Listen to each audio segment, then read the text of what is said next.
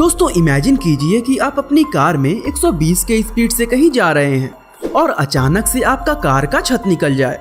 यकीनन आपके लिए ये काफी चिंता बढ़ाने वाली बात होगी। अब सोचिए अगर ऐसा ही हादसा कार की जगह एक प्लेन के साथ हो जाए तो क्या होगा। आप शायद यकीन नहीं कर पाएंगे कि ऐसा भी हादसा कभी हो सकता है, लेकिन ऐसा ही एक हादसा सच में हो चुका है। 28 अप्रैल 1988 को अलोहा एयरलाइंस के विमान बोइंग 737 ने दोपहर के 1:25 पर हीलो अंतर्राष्ट्रीय हवाई अड्डे से होनोलुलु के लिए उड़ान भरी। होनोलुलु यूएसए के वेस्ट में नॉर्थ पैसिफिक ओशियन के बीच में स्थित हवाईयन आइलैंड का एक छोटा सा आइलैंड है। यह विमान 19 साल पुराना हो चुका था और इसका नाम क्वीन लीलो कलानी के नाम से लिया गया था, जो कि हवाई किंगडम की अंतिम रानी थी। उस दिन पहले से ही ये एयरक्राफ्ट 3 शॉर्ट फ्लाइट ले चुका था, जो कि हमेशा की तरह नॉर्मल था। मौसम काफी शांत था और सब कुछ सही चल रहा था।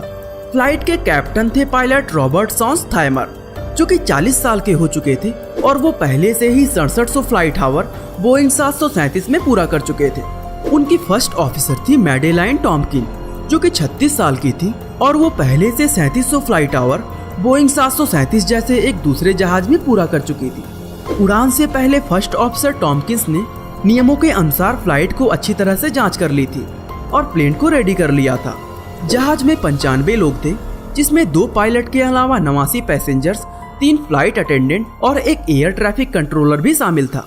यह एयर ट्रैफिक कंट्रोलर कॉकपिट में पायलट के पीछे ही बैठता था। एक नॉर्मल टेक ऑफ के बाद जहाज आसमान की ऊंचाइयों में पहुंच गया और 24,000 फीट की ऊंचाई पर उड़ने लगा।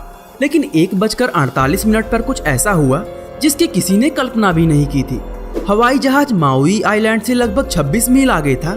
दरअसल माउई आइलैंड हीलो और होनोलुलु के बीच पड़ने वाला एक द्वीप है।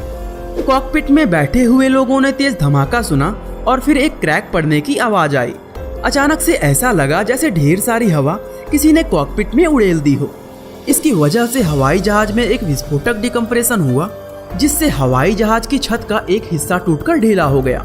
थोड़ी ही देर में जहाज की छत का एक हिस्सा पूरी तरह से अलग हो गया और लगभग 19 फीट के इस हिस्से के गायब हो जाने से सर के ऊपर आसमान दिखाई देने लगा। टूटा हुआ हिस्सा कॉकपिट के बगल से शुरू होकर जहाज के फोरविंग तक था। पहले तो पायलट को इस बात का आभास नहीं हुआ, लेकिन कुछ पल बाद ही फर्स्ट ऑफिसर टॉम्किन के सिर पर पीछे की तरफ तेज झटका लगा और तब उसने कॉकपिट के आसपास टूटे हुए हिस्सों को उड़ते देखा। इसके बाद कैप्टन रॉबर्ट ने जब अपना सिर पीछे की ओर घुमाया तो उसके होश उड़ गए। उन्होंने देखा कि कॉकपिट का दरवाजा उड़ चुका है और उनके पीछे प्लेन की छत की बजाय नीला। अब प्लेन दोनों ही तरफ से तेज झटके खाने लगा और उसे काबू में रखना कठिन होने लगा। लेकिन इस एक्सपीरियंस्ड पायलट ने होश संभाला और कॉकपिट में बैठे सभी ने तुरंत ऑक्सीजन मास्क पहन लिया। साथ ही कैप्टन ने स्पीड ब्रेक लगा दिए और सबसे पास के माउई आइलैंड के एयरपोर्ट पर लैंड करने की कोशिश शुरू कर दी। इन सब के बीच सौभाग्य से सभी पैसेंजर अपनी सीट पर ही थे और सभी ने सीट बेल्ट बांधे हुए थे और इसीलिए सभी सुरक्षित भी थे। लेकिन 3 फ्लाइट अटेंडेंट्स में से एक, जो कि आगे की ओर खड़ी थी, उसे हवा के बहाव ने प्लेन से बाहर फेंक दिया था। बाकी दोनों फ्लाइट अटेंडेंट, जो कि पीछे की तरफ खड़ी थी, एक तेज हवा के झटके के कारण तेजी से प्लेन की फर्श पर जा गिरे। उनमें से एक के सर में तेज चोट आई और वो बेहोश हो गई, लेकिन दूसरी ने जैसे तैसे करके हिम्मत बांधी और फर्श पर रेंग कर आगे बढ़ने लगी, जिसके बाद उसने घबराए हुए पैसेंजर्स को शांत कराने की कोशिश की। कॉकपिट में बैठे हुए पायलट्स प्लेन को लैंड कराने की प्रक्रिया में लगे हुए थे। उन्होंने एयर ट्रैफिक कंट्रोल को कांटेक्ट किया और इमरजेंसी लैंडिंग का सिग्नल दिया, लेकिन हवा के गरजने की आवाज इतनी तेज थी कि किसी को कुछ सुनाई नहीं दे रहा था। थोड़ी देर में रेडियो सिग्नल ने भी काम करना बंद कर दिया था और अब पायलट को इस बात का कोई अंदाजा नहीं था कि उनकी बात ट्रैफिक कंट्रोल तक पहुंची भी या नहीं। यहाँ तक कि वे आपस में भी साइन लैंग्वेज का इस्तेमाल करके बात कर रहे थे। उनकी समस्याएं कम होने का नाम नहीं ले रही थी। बोइंग का यह विमान लगभग 19 साल पुराना था। उसके सभी कंट्रोल्स धीमी गति से काम कर रहे थे और इसलिए कैप्टन को प्लेन कंट्रोल करने में बहुत दिक्कत हो रही थी। फर्स्ट ऑफिसर ने एयर ट्रैफिक कंट्रोल को अपना मैसेज देने का प्रयास जारी रखा और आखिरकार प्लेन के 14,000 फीट की ऊंचाई तक आ जाने पर जब रेडियो सिग्नल वापस आया तब वो इस प्रयास में सफल हो पाए। अब वक्त काफी कम था। बहुत ही थोड़े समय में माउई एयरपोर्ट के कर्मचारियों को इमरजेंसी लैंडिंग के लिए बहुत सी तैयारियां करनी थी। उस वक्त अमेरिका में इमरजेंसी लैंडिंग के लिए पहले 911 यानी इमरजेंसी नंबर को कॉल करना पड़ता था और इससे पूरी प्रक्रिया में देरी और भी बढ़ जाती थी। और तो और ट्रैफिक कंट्रोलर ने सिर्फ इतना ही मैसेज सुना था कि फ्लाइट में तेज डिकम्प्रेशन हुआ है। चूँकि यह आम बात होती थी तो उसे स्थिति की गंभीरता का कोई अंदाजा नहीं था। इस बीच फ्लाइट अब 10,000 फीट की ऊंचाई पर आ गई थी। कैप्टन ने ऑक्सीजन मास्क और स्पीड ब्रेक्स हटा दिए। अब प्लेन तेजी से माउई एयरपोर्ट के रनवे नंबर 2 की तरफ बढ़ रहा था। इसी समय कैप्टन ने फर्स्ट ऑफिसर को लैंडिंग गियर को नीचे करने के लिए कहा, लेकिन बदकिस्मती से इंडिकेटर लाइट नहीं जली और इसका मतलब था या तो लैंडिंग के लिए पर्याप्त रोशनी नहीं थी या फिर लैंडिंग गियर खराब हो चुका था। फिर भी यह कोई बहुत बड़ी समस्या नहीं थी।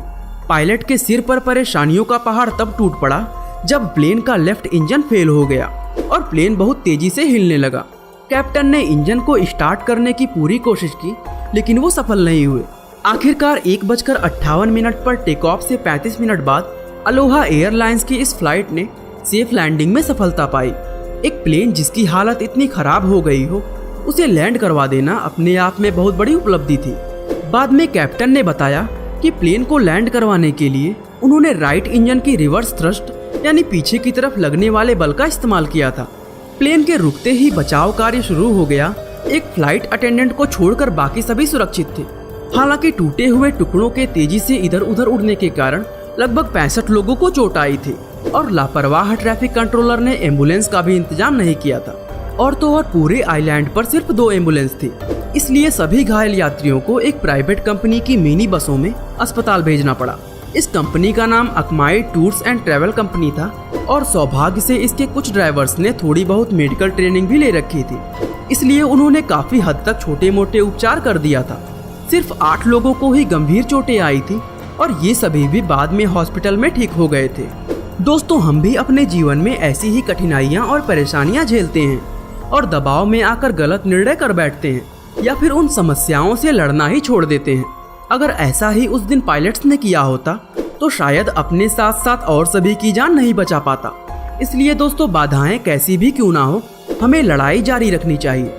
दोस्तों, अगर आपने भी इस तरह के किसी प्लेन क्रैश के बारे में सुन रखा है तो हमारे नेक्स्ट वीडियो के लिए हमें कमेंट सेक्शन में बताना ना भूलें। बाकी दोस्तों, आज के लिए बस इतना ही। उम्मीद है आपको यह वीडियो काफ़ी पसंद आई होगी।